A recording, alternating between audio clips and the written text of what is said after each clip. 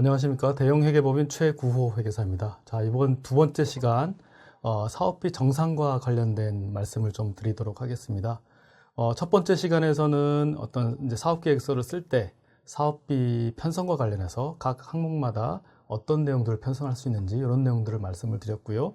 지금 이제 두 번째 시간에서는 정산과 관련해서 정산 프로세스는 어떻게 되고 각 항목마다 어떤 준비하셔야 될 서류는 어떤 것들이 있고 또 불인정되는 사례들은 어떤 것들이 있는지 이런 것들을 조금 말씀을 드리도록 하겠습니다.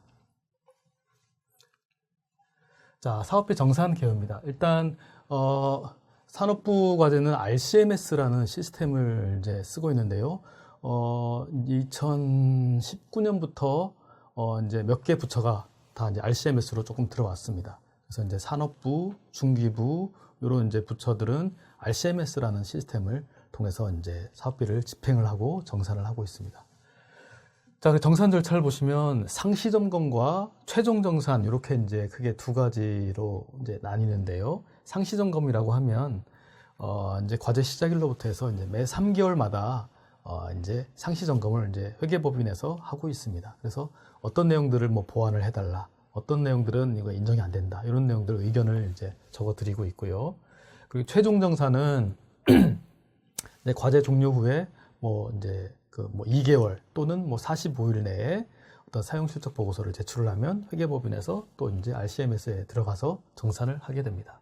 근데 그 정산 기한은 각 전담 기관마다 그것도 이제 관리하는 차이가 있기 때문에 그것도 이제 자기가 하는 그 과제의 전담 기관에 확인하실 필요가 있고요.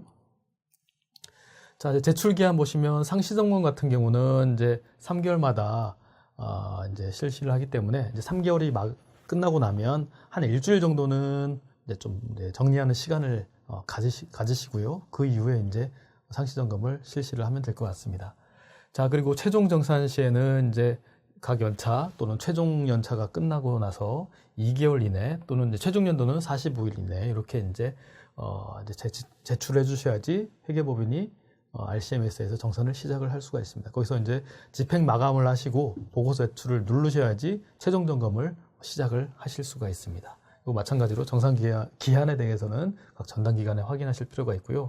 한 가지 조금 이제 유의하셔야 될 게 상시 점검을 할 때 보면 굉장히 지적 사항들이 많이 나옵니다. 이렇게 한 3개월 정도마다 한번 정리를 조금씩 해주셔야 되는데 그렇지 않고 냅둬 버리면 이 불인정이 굉장히 많이 나옵니다. 제일 많이 나오는 게 부가세 미환원 건입니다. 기업체들은 부가세를 이제 매입 부가세를 환급받을 수 있기 때문에 이 사업비에서 이제 부가세를 포함해서 집행한 경우에는 이 부가세 복원이라는 절차를 거치셔야 됩니다. 그래서 RCMS에 부가세 복원하는 그런 이제 메뉴가 이미 만들어져 있습니다. 그래서 상시 점검 시작하기 전에 다 부가세 복원을 한번 해주셔야지 안 그러면 이것들이 다 지적 사항이 됩니다. 그렇기 때문에 상시 점검 하기 전에 부가세 복원하시고 필요 서류를 조금 이제 업로드를 해두시고 이렇게 하실 필요가 있습니다. 자, 그리고 기본 제출 서류인데요. 과제 시작 후에 즉시 RCMS에 조금 업로드를 해주십사 하고 요청을 드리는 겁니다. 첫 번째 사업계획서. 사업계획서 같은 경우는 정산을 할 때 사업계획에 이제 어떤 기술개발 내용도 나오지만 예산도 어디에 쓰겠다라는 내용이 나와 있습니다. 그래서 그 예산과 비교를 해서 적절하게 집행이 되고 있는지 상시 점검을 해야 됩니다. 그렇기 때문에 사업계획서를 하나 올려주시고요. 자, 그리고 여비 규정이나 어떤 외부 전문가 어떤 수당과 관련된 규정이 있다라고 하면 그걸 올려주셔야지 이 회사는 여비 규정이 있고 그거에 따라서 여비를 쓰고 있구나 이렇게 확인을 할 수가 있습니다. 그렇지 않으면 여비 정산을 할 수 없는 상황인 거죠. 여비 규정이 없으면 이제 실비 정산인 거고 규정이 있어서 규정대로 하고 계시면 여비 규정을 올려놔야지 이 지적사항이 나오지 않게 됩니다. 자, 그리고 세 번째 사업비나 어떤 참여연구원 변경 관련돼서 뭐 통보하거나 승인받은 공문이 있으면 그거는 이제 발생시마다 업로드를 해주시면 되겠습니다. 그래야지 사업이 변경이 됐구나 아니면 참여연구원이 이렇게 바뀌었구나 이렇게 이제 저희가 인지를 하고 상시 점검을 할 수가 있습니다. 자, 그 RCMS 상의 경로는 여기다 이렇게 쭉 이제 적어놨고요. 자, 상시점검 결과조입니다. 상시점검이 이제 끝나고 나면 상시점검 결과가 과제 책임자의 문자와 메일로 결과가 아마 시스템에서 발송이 되거든요. 그래서 이제 요 경로로 들어가셔가지고 여기서 이제 뭐 이제 미흡으로 체크를 하신 다음에 쭉 조회를 해보면 어떤 사항들이 미흡한지 의견이 다 적혀 있을 겁니다. 그래서 그 사항들을 쭉 이제 확인하셔가지고 보완을 해주시면 되고요.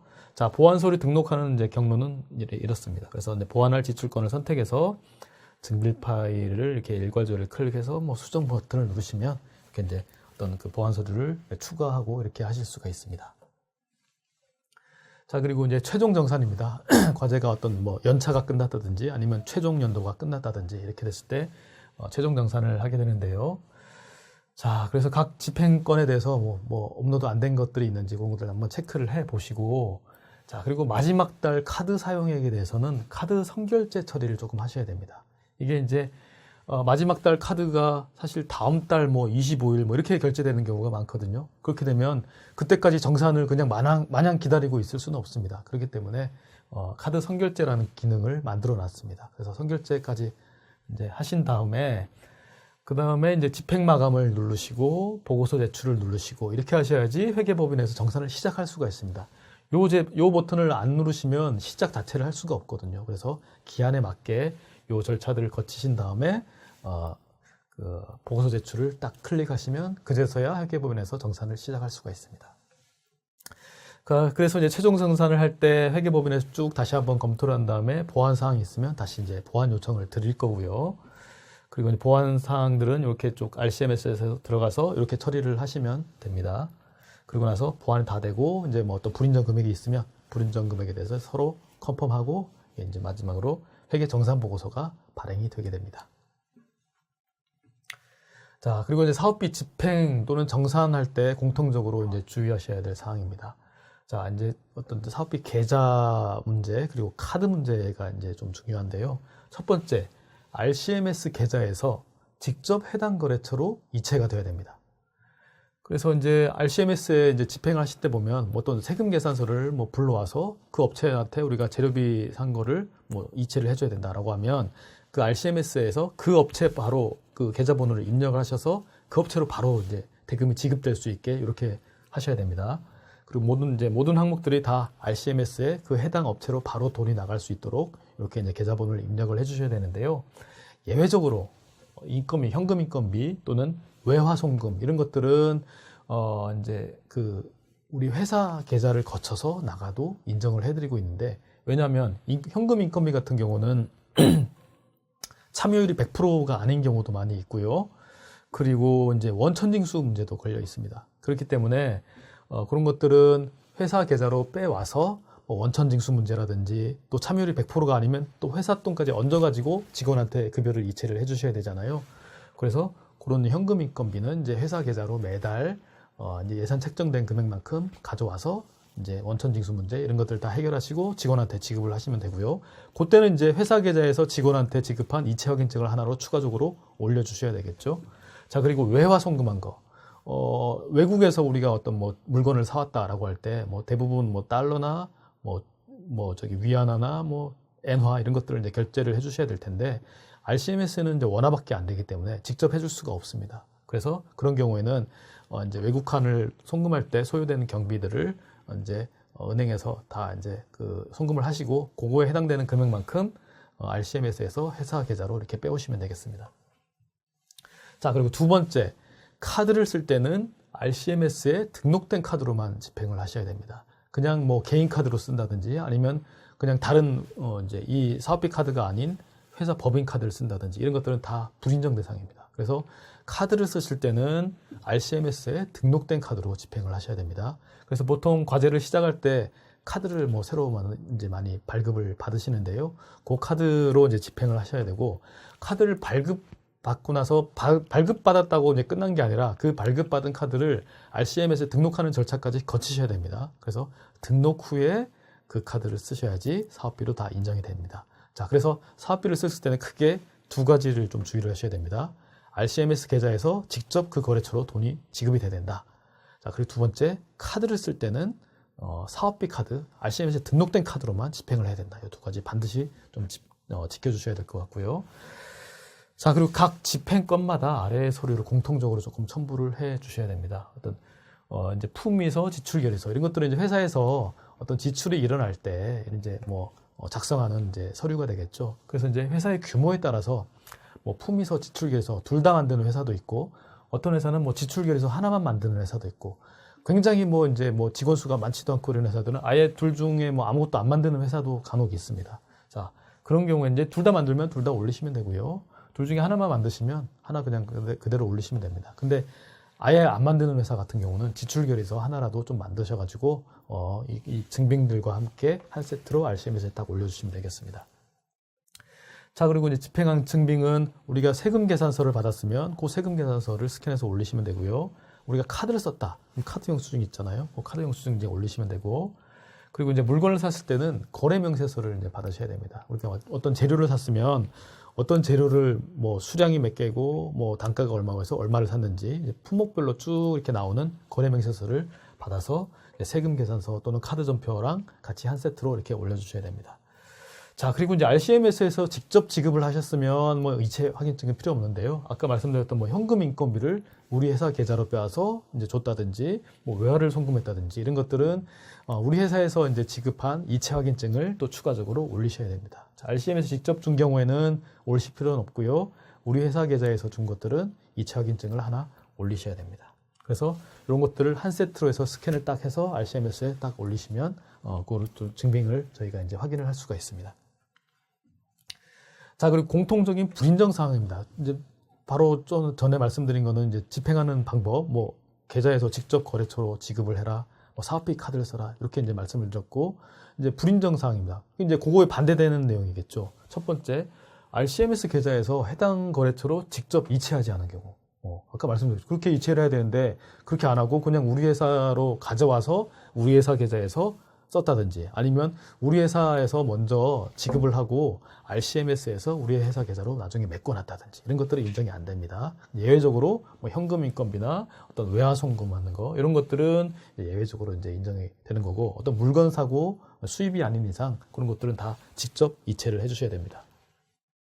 자, 그리고 두 번째, RCMS에 미등록된 카드로 쓰면, 아까 이제 그 등록된 카드로 써야 된다고 말씀드렸는데 미등록된 카드로 쓰면 당연히 인정이 안 된다라는 거고요. 자, 그리고 세 번째, 환급 받을 수 있는 부가세, 관세 등은 사업비 복원, 부가세 복원하는 그런 메뉴가 있습니다. 그런 것들은 다 복원을 해주셔야 됩니다. 그래서 이제 어떤 비영리 기관들, 뭐 학교나 정부 출연연이나 이런 곳은 비영리 기관이라서 부가세를 환급을 받지를 못하거든요. 그런 경우에는 부가세까지 다 포함해서 사업비로 집행을 하시면 되는데, 기업체들 같은 경우는 이제 그렇게 부가세까지 포함해서 집행을 하셨으면 부가세를 복원을 하셔야 됩니다. 자, 그래서 이제 기업체들이 이제 이 사업비를 집행하는 방법이 크게 이제 두 가지로 나눌 수가 있을 것 같아요. 자, 우리가 세금 계산서를 받았습니다. 자, 100만 원짜리 세금 계산서를 받았습니다. 그러면 공급가액 100만 원에 부가세 10만 원 해가지고 사실 업체한테는 110만 원을 송금을 해줘야 되는 거거든요. 자, 근데 사업비에서는 부가세는 인정이 안 되니까 100만 원만 인정이 됩니다. 그럼 이제 기업체가 이제 집행하는 방법은 두 가지 방법이 있겠죠. 첫 번째, 일단 110만 원을 줘야 되니까 110만 원을 RCMS에서 다 기업체로 지급을 한 다음에 10만 원 부가세는 부가세 복원하는 절차를 거치시면 되고요. 두 번째는 부가세 복원하기 귀찮다. 그래서 그냥 100만 원만 RCMS에서 이체를 하시고 부가세 10만 원은 회사 계좌에서 그 업체로 이렇게 지급을 하시는, 이렇게 두 가지 방법 중에 편하신 방법을 그냥 선택하시면 되겠습니다. 그리고 이제 카드로 썼다라고 하면 이제 우리가 뭐 식당에서 뭐 밥을 먹는다든지 그리고 뭐 사무용품을 사다든지 이렇게 카드를 쓴 경우에도 대부분 다 부가세가 포함이 되어 있습니다. 그 부가세도 이제 복원을 하셔야 되는데요. 마찬가지로 그 환급 받을 수 있는 부가세이기 때문에 우리 회사는 카드로 쓴 거 금액이 얼마 안 돼서 뭐 우리 환급 안 받습니다. 그렇다고 하더라도 그건 자부담을 하시고 사업비에서는 인정은 안 해드립니다. 그래서 반드시 부가세가 있는 것, 포함이 되어 있는 것들은 사업비를 복원하는 절차를 거치셔야 되고, RCMS에 부가세 복원하는 메뉴가 이미 있다. 그래서 그 메뉴로 들어가서 복원을 하시면 됩니다. 자, 그리고 네 번째, 수행기관 간의 현금 거래입니다. 수행기관이라고 하면 요 하나의 과제를 수행하는 주관기관과 참여기관이 이렇게 있겠죠. 그런 경우에 그 하나의 과제를 수행하는 기관끼리 사업비로 물건을 뭐 사고 팔거나 해서 하면 안 된다라는 겁니다. 그러니까 예를 들면 주관기관에 필요한 물건이 있는데 보니까 우리 참여기관에서 팔고 있습니다. 그래서 요거를 사업비로 이제 해서 참여기관에 돈 주고 물건을 사왔다. 이런 거 안 된다는 얘기입니다. 반드시 사업비는 이 가치 과제를 수행하는 기관끼리는 거래를 할 수가 없고요. 제3의 기관, 이렇게 거래를 하셔야 됩니다. 자, 그리고 다섯 번째, 인적 물적 구분이 명확하지 않은 기관 간의 어떤 사업비 집행입니다. 그러니까 이제 뭐 대표적인 게 뭐 어떤 계열사, 뭐 특수관계자 간의 거래가 되겠죠. 자, 우리 회사 사장님이 자, A 회사도 가지고 있고 B 회사도 가지고 있습니다. 자, 우리 이제 A 회사가 과제를 하는데 B 회사한테서 이 사업비로 이렇게 막 물건을 사오는 거죠. 그런 것들은 사실 조금 악용할 소지가 있습니다. 또 뭐 가공 거래를 한다든지 아니면 또 단가를 좀 부풀려 가지고 거래를 한다든지 이런 경우가 일어날 수 있기 때문에 그런 이제 어떤 관계사 간의 거래는 좀 금지를 하고 있습니다. 자, 그리고 이제 사업비 변경 등 전담 기관의 승인 사항을 준수하지 않고 집행한 금액. 또 하다가 이제 어떤 계획에 사업 계획서에 있는 내용이 변경이 되게 되면 전담 기관하고 좀 상의를 하셔야 되거든요. 우리 뭐 참여연구원이 바뀔 것 같다. 아니면 예산을 조금 변경을 해야 될 것 같다. 이런 상황이 생기면 전담 기관과 상의해서 공문으로 통보하실 거는 통보하시고 중요한 것들은 승인 공문까지 받으셔야 됩니다. 그렇게 이제 해야 되는데 그런 것들을 준수하지 않고 집행을 하게 되면 불인정이 되게 됩니다. 자, 그리고 협약 기간 내에 지출 원인 행위를 완료하지 않고 물품이나 용역을 제공받지 않은 경우. 그러니까 이제 우리 과제를 수행하는 기간이 딱 정해져 있잖아요. 그 기간 안에 물건 살 거 다 사고 뭐 이렇게 하라는 얘기입니다. 그래서 이제 세금 계산서나 거래 명세서 어떤 카드 뭐 결제 이제 카드 이제 거래한 날짜 이런 것들은 이제 다 사업 기간 안에 들어와야 된다는 얘기고요. 예외적으로 보고서 인쇄비, 뭐 연구수당, 어떤 사업비 뭐 보수, 평가 관련 비용 이런 것들은 과제 끝나고도 이제 일부 이제 정산하기 전까지는 사용을 하실 수가 있습니다. 자, 그런데 여기서 이제 물품이나 용역을 제공받지 않은 경우 이렇게 나와 있는데요. 내가 이제 세금 계산서랑 거래 명세서는 다 받았는데 사실상 물건은 과제 끝날 때까지 안 받은 경우 이런 것들은 인정이 안 된다는 얘기입니다. 그래서 세금 계산서랑 이런 증빙도 다 과제 기간 안에 날짜를 맞춰서 받으셔야 되고 그런 물품이나 어떤 용역 받을 거 그런 것들도 다 과제 기간 안에 다 끝나서 제공을 다 받는 것을 끝내야 된다라는 얘기입니다. 자, 그리고 현물 부담금을 부당하게 계상하거나 집행한 경우 그래서 이제 현물로 주로 이제 인건비 또는 어떤 장비에 대한 어떤 대가 그리고 이제 뭐 어떤 재료비 이런 것들을 현물로 부담하시는 경우가 종종 있는데요. 대부분 이제 인건비로 많이들 이제 편성을 하십니다. 자, 그런데 이제 사업계획서에 이제 현물 인건비 편성한 내역을 보니까 자, 홍길동이 연봉이 5천만 원인데 과제에 50% 참여하겠다. 그래서 2,500만 원의 현물을 편성을 하겠다라고 했습니다. 근데 나중에 봤더니 홍길동이 연봉이 5천이 아니라 뭐 한 3천밖에 안 되더라. 그러면 이제 현물을 너무 과소하게 이제 부담을 하신 거거든요. 그래서 3천에 50%하면 1,500만 원밖에 인정이 안 되는 상황이잖아요. 근데 2,500으로 현물 부담하겠다라고 했습니다. 그렇게 되면 2,500과 1,500의 차이 1,000만 원만큼은 이제 불인정이 된다. 그래서 현물도 현금으로 환수가 됩니다. 네, 현물도 이게 인정이 못 받게 되면 현금으로 환수가 되기 때문에 현물 사업계획서 쓰실 때 그 인건비 부분은 좀 잘 감안을 해서 적으셔야 됩니다. 너무 부풀리기를 해서 하다 보면 이게 이제 환수가 되는 경우가 있을 수 있습니다. 자, 그리고 과제 수행과 관련이 없는 금액. 이건 뭐 당연한 얘기겠죠. 자, 그리고 각 이제 세목별로 이제 정산을 한번 들어가 보겠습니다. 그래서 첫 번째 이제 인건비 정산할 때 준비하셔야 될 서류가 어떤 것들이 있는지 한번 보겠습니다. 내부 인건비, 외부 인건비 이렇게 나눠져 있는데요. 크게 준비하셔야 될 거는 뭐 크게 차이는 없는데 외부 인건비는 추가적인 서류들이 조금 있습니다. 그래서 일단 내부 인건비 보시면 참여연구원 현황표에서 자, 각 누가 참여를 하는지 그리고 참여 기간은 언제부터 언제까지인지 참여율은 몇 프로인지 이런 것들을 쭉 적으시면 되고요. 출발은 사업계획서겠죠. 근데 하다 보면 변경이 생길 수 있잖아요. 그러면은 연구원 현황표에 그런 변경된 히스토리를 좀 파악할 수 있도록 적으시면 될 것 같습니다. 자, 그리고 이제 인건비 정산할 때 이제 준비하셔야 될 서류는 급여 대장하고 이체 확인증입니다. 자, 그래서 각 회사마다 급여 대장을 아마 만드실 겁니다. 급여 대장에는 이제 각 사람마다 쭉 나오는 이제 내용이고 각 개인마다는 또 급여 명세서가 있을 수 있겠죠. 그래서 둘 중에 편하신 거 내시면 됩니다. 그래서 그 내용을 보면 자, 홍길동이 자, 뭐 기본급이 얼마고 뭐 이런저런 뭐 수당이 얼마고 해서 급여 총액이 얼마다. 이번 달 월급이 이래저래 뭐 기본급이랑 뭐 식비랑 뭐 이제 뭐 직책 수당이니 뭐 이런 각종 수당들 막 붙이잖아요. 그런 거 붙여가지고 이번 달 월급이 100만 원이다 이렇게 이제 나올 겁니다. 그리고 그 옆에 또 자, 소득세 얼마고, 건강보험 얼마고, 국민연금 얼마고, 이런 거 원천징수하는 금액이 또 나오죠. 그래서 그 급여에서 원천징수한 금액을 빼서 실지급액은 얼마다. 이런 내용이 이제 급여 대장에 나올 겁니다. 그럼 그 실지급액이 홍길동한테 계좌 이체가 됐는지, 이체 확인증을 딱 해서, 예, 입증을 하시면, 홍길동 급여가 100만 원이고, 원천징수해서 90만 원을 줘야 되고, 90만 원 이체 확인증이 있네? 그럼 이제 급여가 이제 100만 원이 지급됐다라는 걸 이제 확인이 된 거죠. 그런 식으로 금액유생서와 계좌 이체 확인증이 있어야 됩니다. 자, 그런데 많이들 놓치시는 게 예를 들면 홍길동이 요 과제에 50%만 참여한다라고 해서 현금 인건비로 뭐 이제 100만 원에 12개월 참여해서 50% 참여한다. 그러면은 1200에 50%니까 600만 원을 이 사업비로 이제 편성을 해놨다고 할 때 그 매달 50만 원씩 이 이 사업비에서 급여가 이제 지급이 되는 거거든요. 자, 그러면 RCMS에서 직접 홍길동한테 50만 원 주고 나머지 이제 추가적으로 이제 회사가 줘야 될 거는 회사 통장에서 또 홍길동한테 주고 그럼 이제 홍길동 계좌를 보면은 월급이 두 번으로 나눠서 들어오겠죠. RCMS에서 받은 거 얼마 그리고 회사 계좌에서 받은 거 얼마 이렇게 해서 아마 90만 원이 딱 이제 찍힐 겁니다.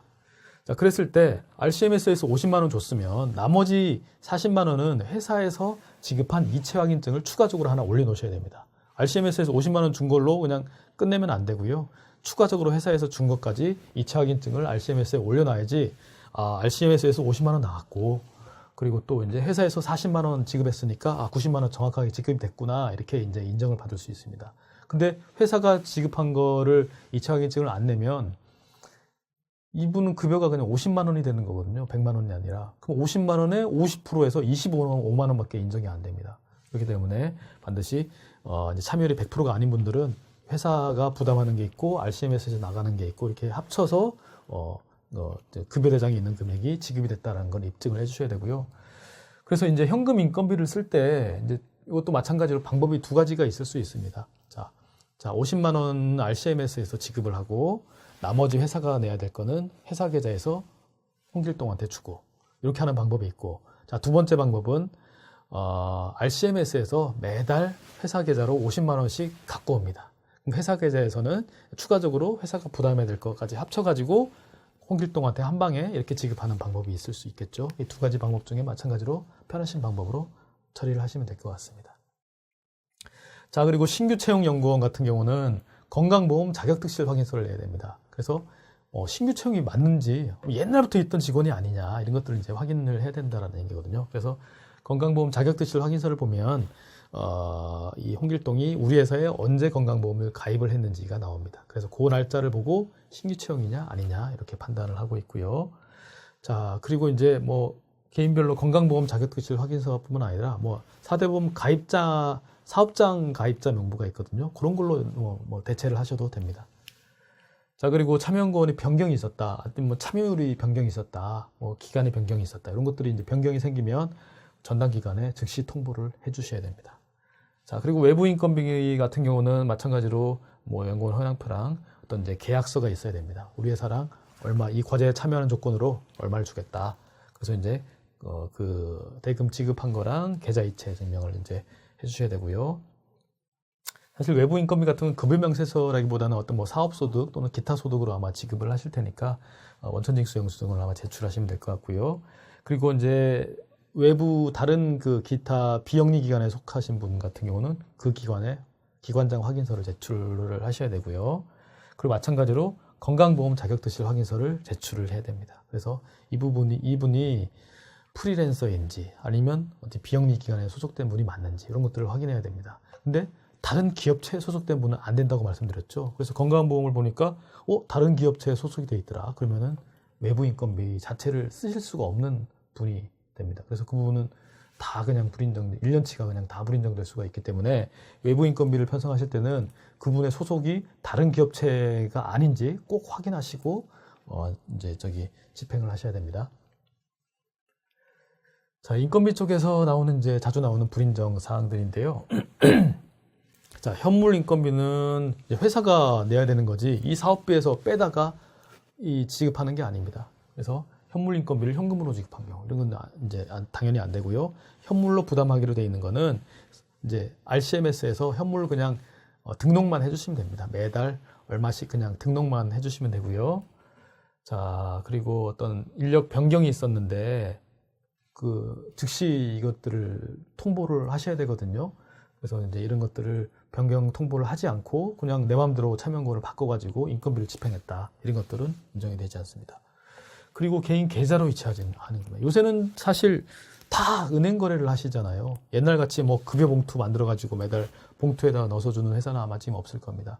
그래서 이체 확인증으로 확인을 시켜줘야지 우리는 뭐 현금으로 줬습니다. 이런 회사는 다 인정이 되지 않는다라는 거고요. 자, 그리고 참여율은 의무적으로 10% 이상 해야 된다라고 말씀드렸고 10% 이상이 안 됐다. 그럼 그분은 인건비를 전혀 다 불인정되는 그런 사태가 또 벌어지게 됩니다. 자, 그리고 실제 급여 총액보다 높게 지급한 금액이 있을 경우 그 차액. 자, 이런 겁니다. 아까 홍길동이 월급이 100만 원이고 참여율 50%다. 그러면은 이제 100만 원에 12개월 50%에서 600만 원 아까 이제 요 사례로 계속 가겠습니다. 자, 근데 그래서 이제 매달 50만 원씩 사업비로 이제 지원을 받았습니다. 근데 실제 급여를 나중에 정산을 해보니까 이분이 월 100만 원이 안 되는 겁니다. 그러니까 하여튼 숫자가 지금 굉장히 좀 낮은 수준이지만 급여가 보니까 한 70만 원밖에 안 되는 분이더라. 그러면 70만 원에 11개월에서 50%면 얼마죠? 840, 420 뭐 이렇게 되겠죠? 그럼 그 차이만큼은 불인정된다라는 겁니다. 그래서 그 실제 급여 정도 급여보다 높게 그냥 사업비에서 지급을 해버리면 안 된다라는 거고요.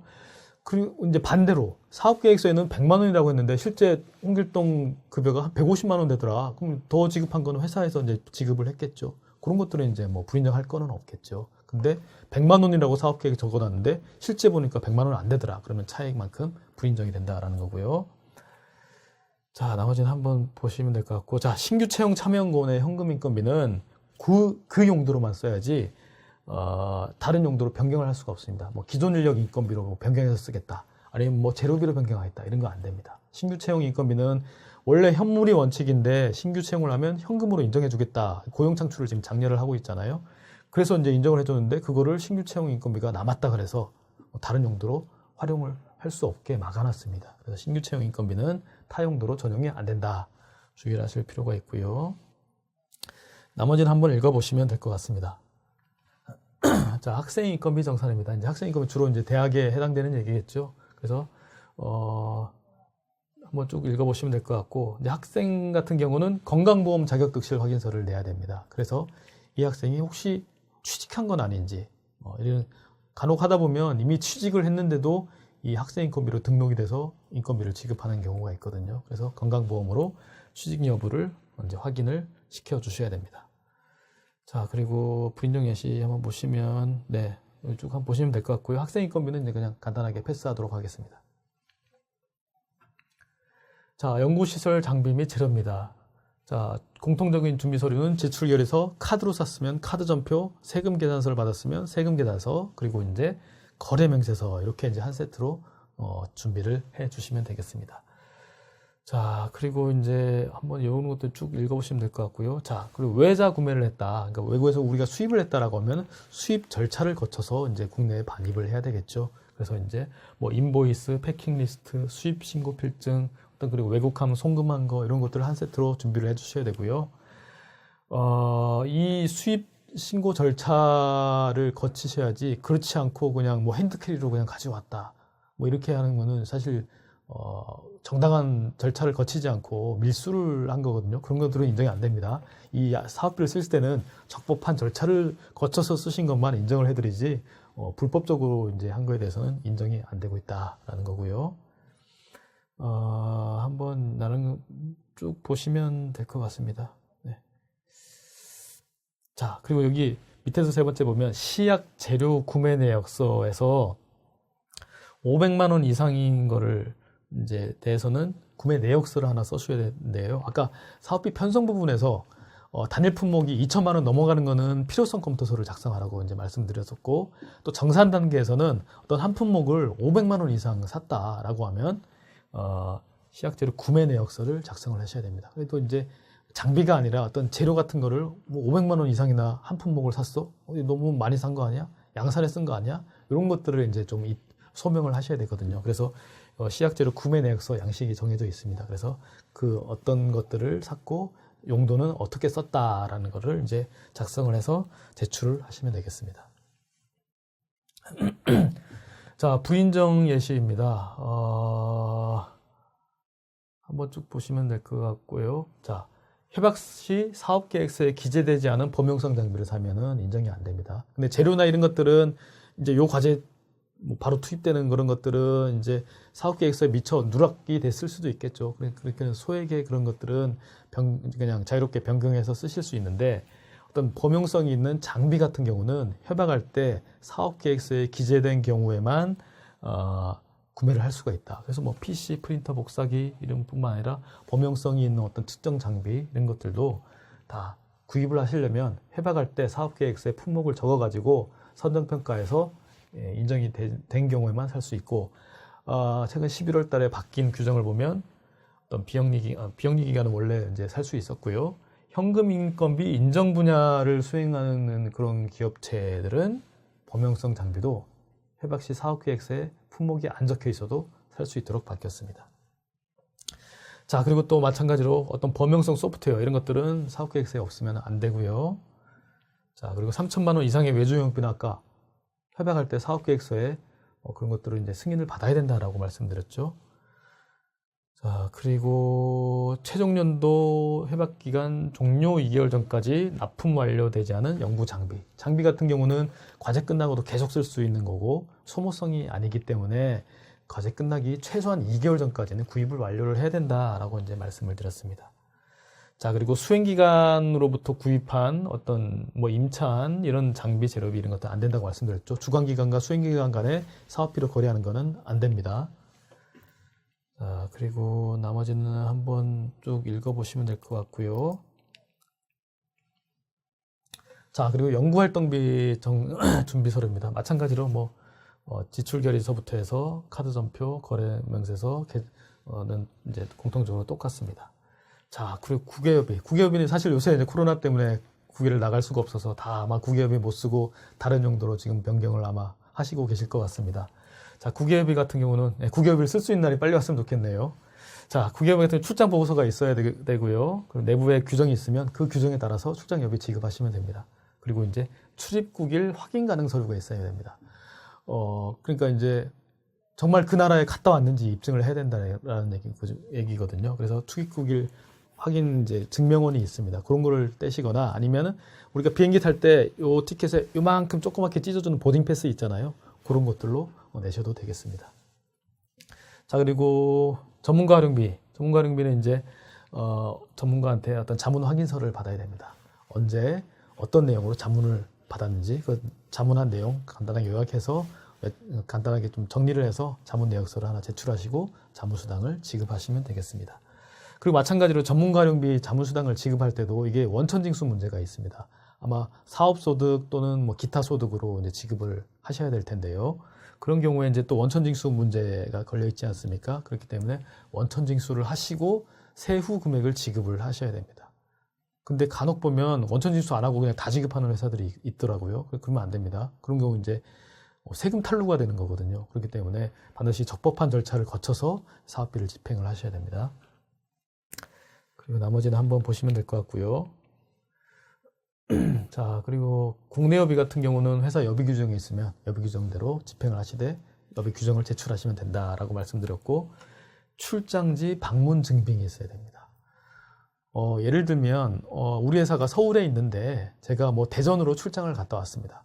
그러면서 이제 제가 뭐 KTX를 타고 갈 수도 있고 아니면 뭐 고속버스를 타고 갈 수도 있고 그럼 이제 다 표가 있겠죠. 그런 표를 이제 제출하시면 되고요. 내가 만약에 제 자가용으로 갔다 왔다라고 하면 뭐 통행료 영수증이 아마 발생했겠죠. 뭐 서울에서 대전까지 뭐 국도로 가지는 않으셨을 거고 그럼 통행료 영수증이 있으면 대전까지 정말 갔다 왔구나 이렇게 이제 확인이 되겠죠. 그래서 반드시 출장지 방문 증빙을 갖추셔야 됩니다. 그래서 대전 가서 뭐 통행료 영수증을 낸다든지 아니면 대전 가서 밥 먹은 뭐 영수증을 낸다든지 이런 것들로 대전 갔다 온 거를 입증을 하시면 되겠습니다. 자, 그리고 회의비 같은 경우는 이제 회의록을 작성을 해주셔야 되는데요. 이제 육하 원칙에 따라서 누가 언제 어디서 어떤 내용으로 회의를 했다라는 거 이제 회의록을 간단하게 작성을 하시면 될 것 같고요. 이제 여기서 참가자의 소속과 성명을 적으셔야 되는데, 회의비는 아까 말씀드렸듯이 우리 회사 사람끼리만 회의하고 회의비 쓸 수 없다고 말씀드렸죠. 반드시 다른 회사 사람이 있어야 된다. 다른 회사 사람이랑 같이 회의를 하고 회의비를 쓸 수 있다라고 말씀드렸고, 참가자의 소속과 이름을 적어야 됩니다. 예전에는 사인까지 다 했었어야 되거든요. 근데 지금 산업부 과제에서는 서명까지는 필요 없고 소속과 이름을 적어라 이렇게 되어 있습니다. 근데 중기부 과제는 아직도 이제 서명을 하는 걸 요구를 하고 있고요. 자, 그리고 10만 원 이하의 회의비는 뭐 회의록도 필요 없다. 근데 어차피 지출결의서가 필요하기 때문에 지출결의서에 간단하게 회의록의 내용이 조금 들어가야 됩니다. 그래서 저는 이제 권장하는 게 회의록 어차피 10만 원 안 되면 안 만들고 이상 되면 만들고 그럴 필요 없이 일괄적으로 그냥 다 회의록 만드십사 하고 이제 권장을 드리고 있습니다. 자, 그리고 사무용품비, 연구환경 유지비, 기기 비품 이런 것들은 이제 카드로 살 수도 있고 아니면 세금 계산서를 받아서 살 수도 있겠죠. 그런 것들 이제 그런 증빙과 더불어 거래 명세서가 반드시 있어야 됩니다. 어떤 품목들을 샀는지 쭉 보면서 확인을 해야 되거든요. 그래서 반드시 물건을 살 때는 거래 명세서, 어떤 걸 샀는지 거래 명세서를 세부적으로 품목이 쭉 다 나오도록 이제 작성을 그 업체로부터 받으셔야 되겠습니다. 자, 그리고 초과 근무식 때는 초과 근무 일지가 있어야 됩니다. 이제 며칠 날 몇 시부터 몇 시까지 누가 야근을 했고 무슨 일 때문에 당연히 요 과제와 관련된 업무 때문에 야근을 해야지 인정을 받을 수 있겠죠. 그래서 그런 내용들을 초과 근무 일지를 만들어서 카드 영수증과 함께 제출을 해주시면 되겠습니다. 자, 연구활동 외 불인정 예시입니다. 아까 이제 직접비, 인건비에 어떤 그 비영리 기관의 어떤 지원 인력도 인건비를 편성할 수 있다고 말씀드렸는데, 다만 연구활동비나 연구수당은 그분들한테는 쓸 수 없다고 말씀드렸죠. 그래서 참여 지원 인력은 연구활동비를 쓸 수 없다. 그래서 국내협의, 회의비 이런 것들 다 쓸 수 없다는 거고요. 자, 국외협의 같은 경우는 별도의 국외협의 규정을 제정해서 집행한 경우, 이제 아까 여비 규정이 있으면 여비 규정에 따르면 된다라고 말씀드렸잖아요. 그래서 이제 회사가 원래 쓰던 규정이 있었으면 그 규정대로 이제 요 사업에도 쓰면 됩니다. 그래서 원래 회사 여비 규정이 있었다는 거는 요 과제를 안 할 때도 직원이 출장을 가면 그 여비 규정대로 여비를 집행을 했었겠죠. 그때 쓰던 여비 규정이 있으시면 요 사업에도 그대로 쓰실 수가 있는데, 원래 여비 규정이 없었는데 요 사업을 하면서 여비 규정을 만들어야 되겠다라고 해서 이제 만들어 놓고 요 사업에만 딱 이렇게 쓰는 경우가 있을 수 있습니다. 그런 경우에 여비 규정을 보면 딱 티가 나는데요. 어떤 금액들이 일단 좀 과도합니다. 어떤 일비나 식비들이 좀 과도한 그런 수준의 여비 규정을 만들어 놓고 좀 과도하게 받아가는 그런 경향들이 있거든요. 그런 것들은 어느 정도 좀 이게 누가 봐도 조금 티가 나거든요. 그래서 좀 주의를 하실 필요가 있습니다. 자, 그리고 출장 결과 보고서가 없는 국외협의. 당연히 이제 국내협의든 국외협의든 출장 보고서가 반드시 있어야 됩니다. 그래서 언제부터 언제까지 어디 출장 가서 내가 어떤 일을 하고 왔다, 이런 것들을 적으셔야 되고요.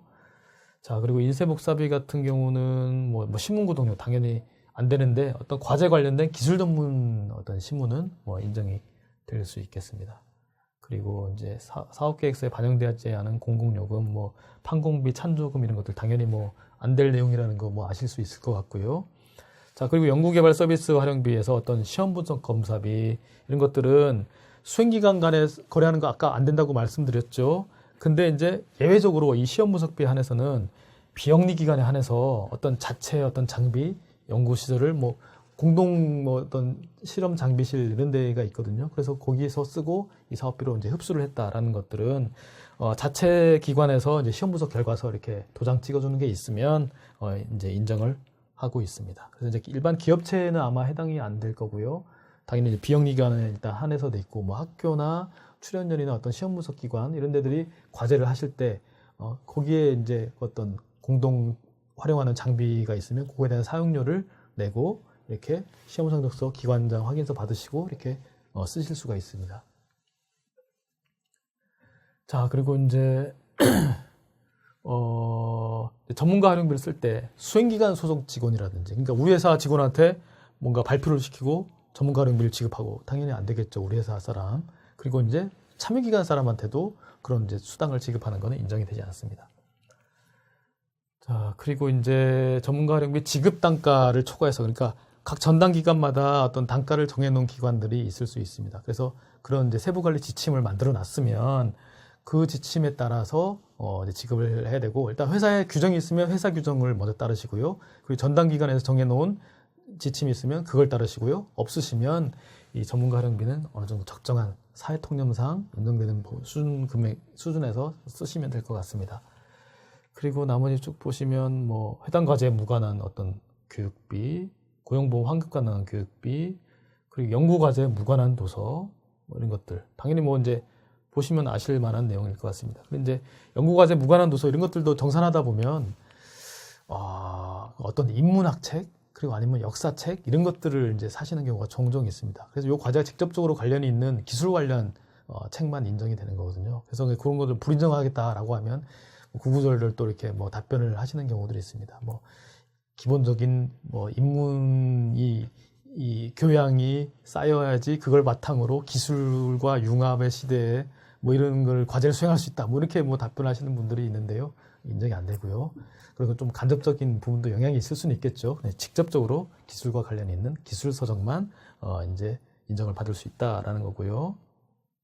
자, 국내 여비 같은 경우는 아까 출장지 방문 증빙 가출하고 말씀드렸죠. 제가 뭐 설명회 때마다 말씀드리는 회사인데 저 뭐 부산 쪽에서 이제 자동차 부품을 만드는 회사였습니다.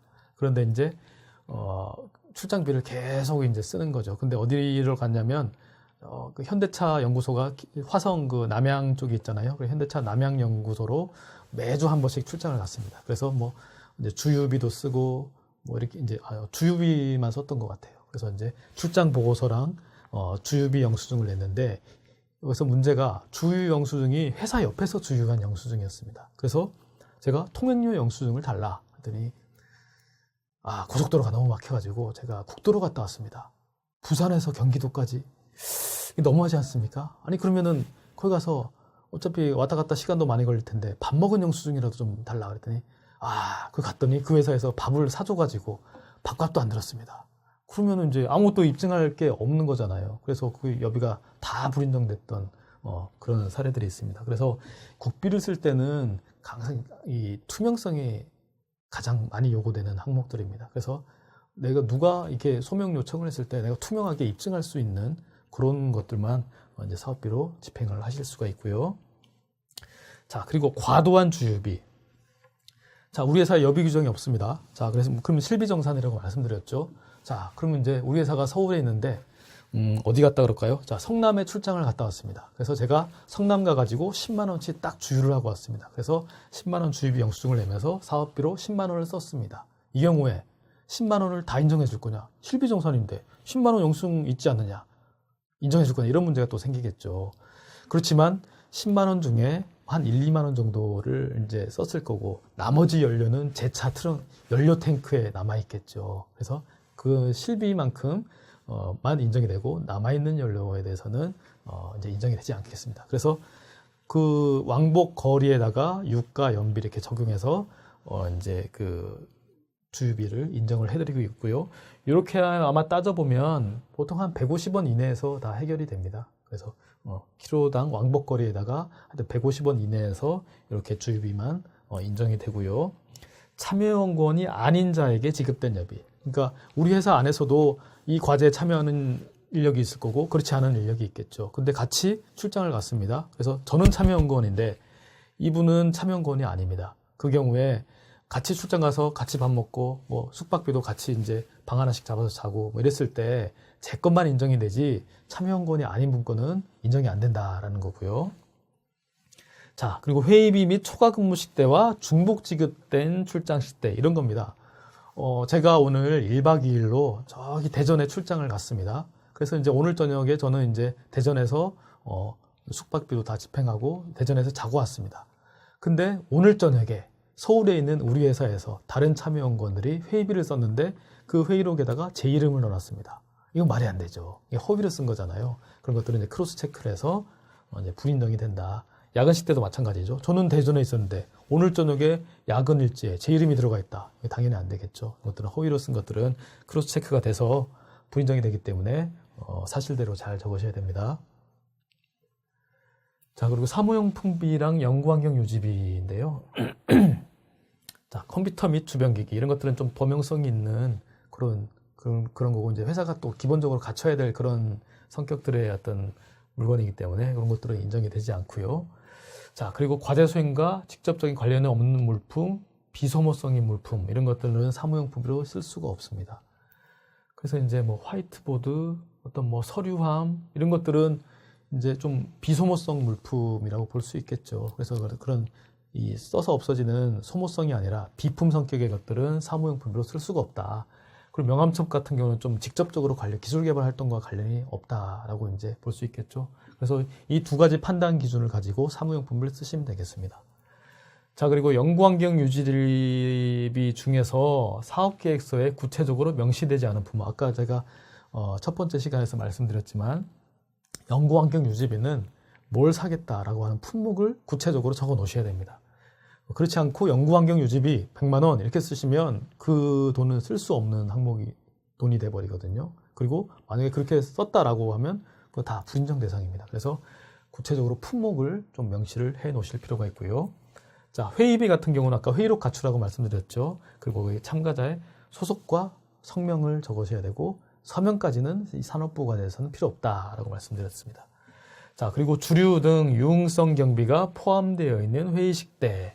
자, 이런 거죠. 자, 회의를 하고 이제 식당을 갔습니다.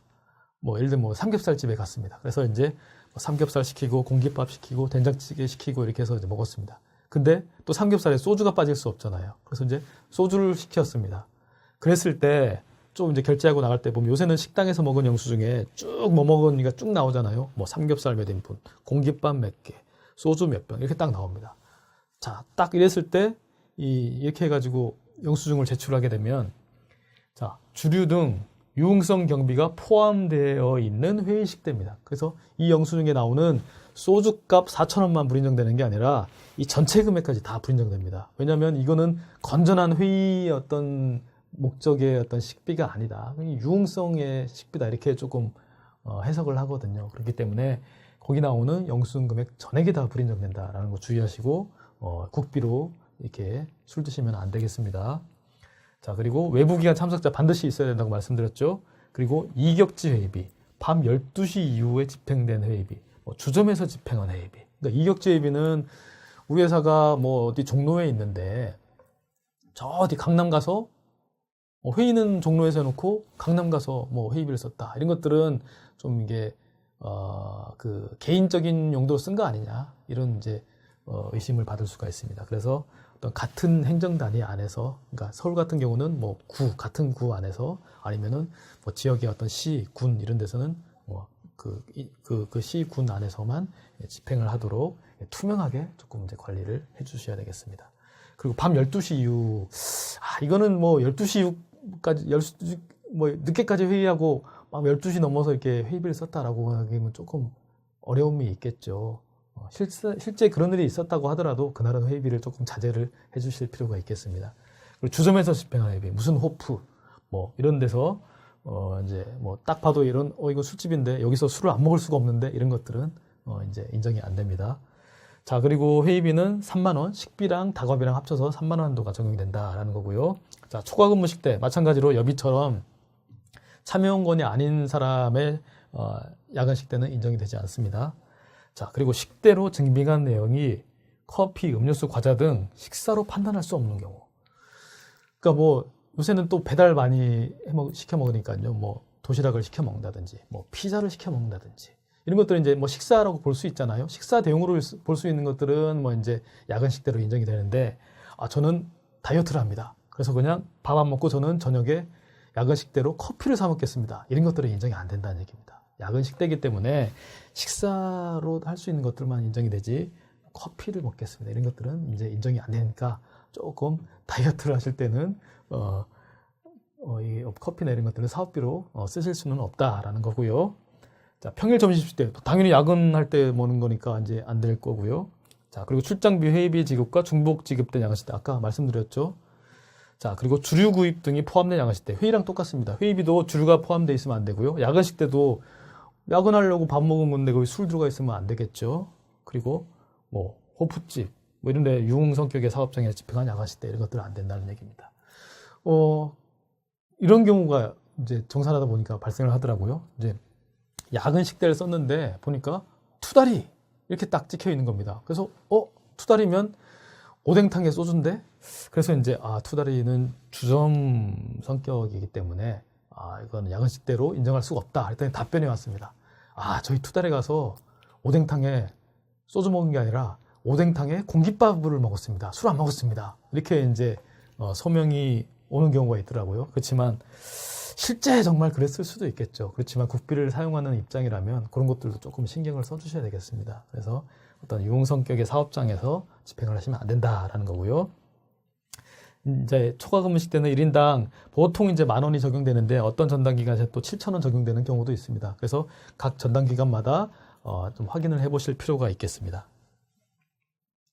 자, 그리고 연구수당입니다. 연구수당은 준비하셔야 될 게 기여도 평가서가 하나 있어야 되거든요. 그래서 이제 과제가 끝날 때 되면, 연차별로 끝날 때 되면 총괄 책임자가 각 참여연구원들을 이제 그 평가를 해서 그 기여도에 따라서 연구수당을 이렇게 배분을 해주시면 되겠습니다. 자, 그리고 마찬가지로 지원 인력에 대해서는 연구수당을 지급할 수 없다. 아까 연구활동비도 못 쓰죠.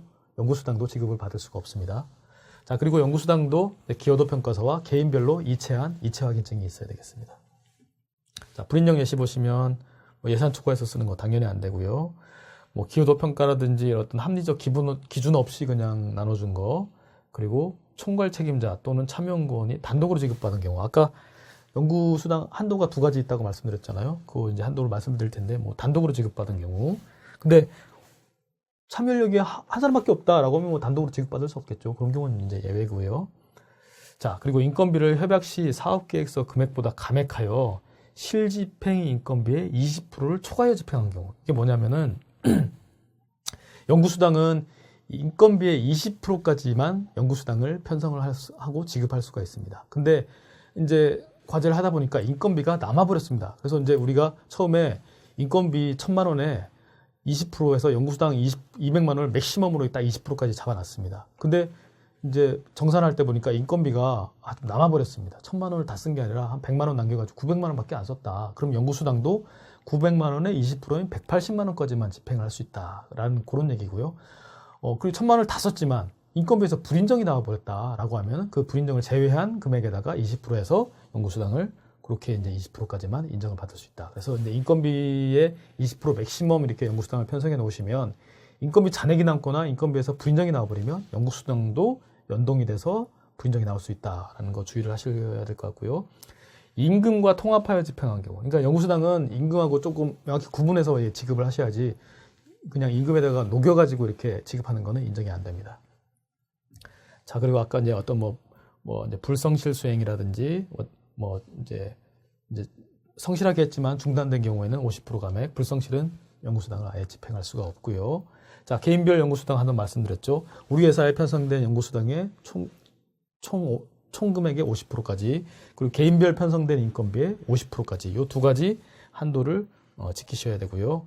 자, 그리고 이제 또 하나 주의하셔야 될 게, 직접비의 집행 비율이 낮으면 연구수당도 감액이 됩니다. 왜냐면 이제 직접비의 집행 비율 플러스 20% 한 것까지만 연구수당을 집행할 수가 있습니다. 그래서 연구수당을 예산에 있는 거 다 가져가시려면 직접비 집행 비율이 80% 이상 돼야지, 거기다 20%가 이게 가산하면 100%가 이제 넘어가잖아요. 그래서 직접비 집행 비율이 80%가 넘어가야 연구수당도 100% 다 집행할 수 있다라는 거고요. 예를 들면 직접비 집행률이 한 70%밖에 안 된다라고 하면 거기에 20% 가산을 해서 연구수당을 90%까지밖에 못 가져간다라는 거. 그래서 직접비 집행률도 조금 신경을 써주실 필요가 있습니다. 자, 그리고 간접비인데요. 자, 간접비도 마찬가지로 공통적인 서류는 똑같고요. 아마 기업체들 같은 경우는 특허 출원비를 이제 많이들 간접비로 쓰실 것 같고, 중기부 과제 같은 경우는 어떤 이제 과제 시작하기 전에 신용평가 받은 그런 비용, 그리고 이제 기술 임치하는 비용, 이런 것들을 이제 간접비로 많이들 편성을 해 놓으셨을 겁니다. 그래서 이제 특허 출원비 같은 경우는 특허 출원서를 내셔야 되고요. 주의하셔야 될 게, 특허 출원서에 보면 특허 출원명이 나오고 번호 나오고, 그리고 출원인, 발명자 이런 내용이 나오게 되는데요. 거기서 출원인은 반드시 우리 회사 단독 명의로 출원을 하셔야 됩니다. 이 국비가 이 회사에 지원이 된 거지, 출원인에 우리 회사 이름도 넣어놓고, 뭐 사장님 이름도 넣어놓고, 뭐 참여원권 이름도 넣어놓고 하면, 이 국비로 지원된 이 해서, 출원된 특허에 대해서 여러 사람들이 이제 나중에 어떤 소유권을 나눠 가질 것처럼 출원서에 출원인이 들어가 있으면 안 된다라는 거죠. 우리는 회사에다가 국비를 지원해 준 거기 때문에 특허 출원을 할 때도 회사 단독 명의로 출원인을 적으셔야 됩니다. 발명자에는 실제 과제에 참여한 사람들 여러 사람이 들어갈 수 있겠죠. 근데 출원인은 우리 회사 단독 명의로 적어주셔야 되고, 만약 개인 사업자가 특허 출원했다라고 하면 출원인에 우리 대표자 이름이 들어갈 수밖에 없겠죠. 그런 경우는 이제 예외를 하고, 법인 같은 경우는 반드시 법인 단독 명의로 출원을 하셔야 됩니다. 자, 그리고 이제 어느 과제에서 지원을 받아서 이제 특허 출원을 한 거다, 이런 것들 이제 여기 기재를 하게 돼 있습니다. 자, 불인정 예시 보시면 이제 뭐 예산보다 증액해서 안 되고요. 이제 간접비를 증액할 수 있는 이제 경우가 있는데요. 이제 간접비 예산 한도가 아까 뭐 이제 기업체들은 뭐 직접 현금 직접비 10% 한도 있었잖아요. 근데 간접비를 더 쓸 일이 있어서 간접비를 더 증액하겠다라고 하면 직접 현금 직접비 10% 한도 내에서만 이게 증액을 하실 수가 있고요. 그리고 한번 쭉 보시면 네, 이제 비영리 기관 같은 경우는 간접비를 이제 기관 공통 경비로 해가지고 많이 그냥 증빙 없이 흡수를 하는 경우가 많이 있습니다. 그러다 보니까 비영리 기관 같은 경우 직접비 집행 비율이 굉장히 낮음에도 불구하고 간접비는 그냥 흡수해버리면 되는 금액이기 때문에 그냥 100% 다 소진을 하거든요. 그러다 보니까 아니 이게 너무한 거 아니냐. 직접비는 요만큼 써놓고 간접비는 그냥 다 흡수하고 이거 안 되겠다. 라서 제한을 조금 걸어놨습니다. 직접비 집행 비율이 50% 이하가 되면 간접비도 그에 연동돼서 줄여서 갖고 갈 수 있도록 그렇게 가져가도록 해놨습니다. 그래서 직접 비율이 무조건 50%를 이제 초과를 해야지 간접비도 비영리 기관은 다 가져갈 수 있다. 다 흡수할 수 있다라는 거고요. 아까 특허 출원비 아까 말씀드렸죠. 출원인은 반드시 회사 단독 명의로 해야 된다. 라는 거고요. 자, 마지막 협약의 변경입니다. 과제를 하다 보면 사업계획서에 우리가 이제 어떤 참여 인력이라든지 예산이라든지 이런 것들을 다 이제 적어 놨는데 하다 보면 이게 사실 변경되는 경우가 많이 있습니다. 자, 그럴 때 이제 어떤 변경을 어떻게 할 건지, 그냥 자기 마음대로 해도 되는 건지, 이런 것들은 당연히 뭐 좀 제한이 있겠죠. 그래서 이제 어떤 승인사항, 통보사항 이렇게 크게 두 가지로 나눠 놨습니다. 자, 일단 협약 변경 가능 기한은 보시면 협약 종료 1개월 전까지는 승인 요청이 가능하다. 통보사항은 어떤 정해진 기한은 없고요. 승인사항은 종료 1개월 전까지만 우리가 승인 요청을 할 수가 있습니다. 자, 그리고 이제 중요도에 따라서 승인사항, 통보사항 이렇게 나눠져 있고요. 자, 승인사항은 아무래도 조금 중요한 거겠죠. 이렇게 수행기관이 전담기관한테 이렇게 이것 좀 변경을 하겠습니다라고 이제 통보를 하면 전담기관에서 뭐 이제 오케이 승인을 해준 이제 공문을 받으면 그게 이제 효력을 발생하는 거고요. 조금 이제 경미한 사항들은 그냥 이렇게 변경하겠습니다. 통보만 해주시면 됩니다. 자, 승인사항이 어떤 것들이 있는지 쭉 보시면 뭐 주관기간 변경, 목표의 변경 이런 것들이 굉장히 중요한 사항들이거든요. 자, 그리고 이제 세 번째 총괄 책임자의 변경. 이것도 이제 놓치시는 경우가 많이 있는데요. 이 총괄 책임자라고 하면 주관기관의 요 과제 책임자고 참여기관의 책임자도 변경이 되게 되면 승인을 받으셔야 됩니다. 그래서 주관기관의 책임자 그리고 참여기관의 이 책임자들은 변경이 되게 되면 승인을 받으셔야 됩니다. 책임자가 아닌 그냥 일반 참여연구원들은 변경 통보를 해서 통보만 이렇게 하시면 되는데 이 과제 책임자들은 통보를 해서 승인까지 이렇게 받으셔야지 효력이 발생을 한다라는 거고요. 주의하셔야 될 게 주관기관의 과제 책임자뿐만 아니라 참여기관의 과제 책임자도 승인을 받으셔야 된다라는 거고요. 그리고 참여기관의 변경 하다 보면 뭐 참여기관의 회사가 어려워져서 이제 과제 못하겠다 이런 회사들도 간혹 생기거든요.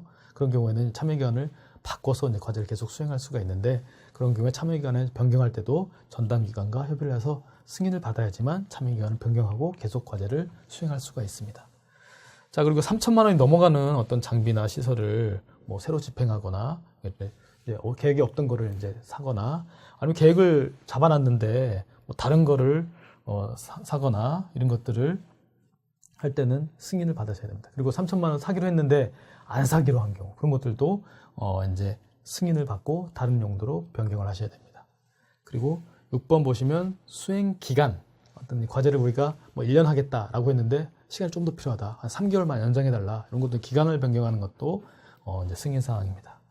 나머지 보시면 될 것 같고요.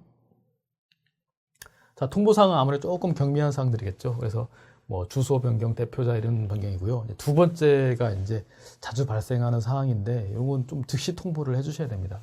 참여연구원의 변경. 이게 중소기업들은 또 입퇴사가 막 자주 발생하다 보니까 참여연구원 A가 했다가 퇴사하고 또 B로 바꿔야 되고 이런 경우가 종종 발생하거든요. 그럴 때 참여연구원을 바꾸는 거에 대해서는 통보를 즉시 해주셔야 됩니다. 그리고 참여율의 변경. 그러니까 이제 사람은 똑같은데 참여율을 조금 뭐 높여야 되겠다, 낮춰야 되겠다 이런 것들 변경할 때도 반드시 즉시 통보를 해주셔야 됩니다. 그게 한참 있다 통보를 한다든지 뭐 이런 것들은 이제 또 나오죠. 불인정이 발생할 수 있기 때문에 그런 변경 사항이 생기면 즉시 전담 기관에다가 통보를 해주셔야 됩니다. 그래서 나중에 정산할 때 그게 즉시에 통보가 됐는지 이런 것들을 이제 확인하고 있기 때문에 요거 2번은 꼭 좀 주의를 해주셔야 됩니다. 자주 이제 발생하고 또 불인정도 자주 발생하는 사항입니다. 그래서 참여연구원 또 참여율의 변경 이런 것들은 발생 즉시 통보를 해야 된다라는 거고요. 나머지는 한번 읽어보시면 될 것 같습니다. 자, 이렇게 해서 이제 다 말씀을 드렸고요. 자, 이런 내용들 좀 잘 참고를 하셔가지고 불인정 없이 사업비 예산 잡힌 대로 다 잘 쓰셔가지고 과제를 잘 마무리할 수 있기를 바라겠습니다. 아무래도 조금 이게 온라인으로 하다 보니까 조금 딱딱한 강의가 됐던 것 같습니다. 어쨌든 이 코로나가 빨리 없어져서 오프라인에서 다시 뵐 수 있는 기회가 생겼으면 좋겠습니다. 감사합니다.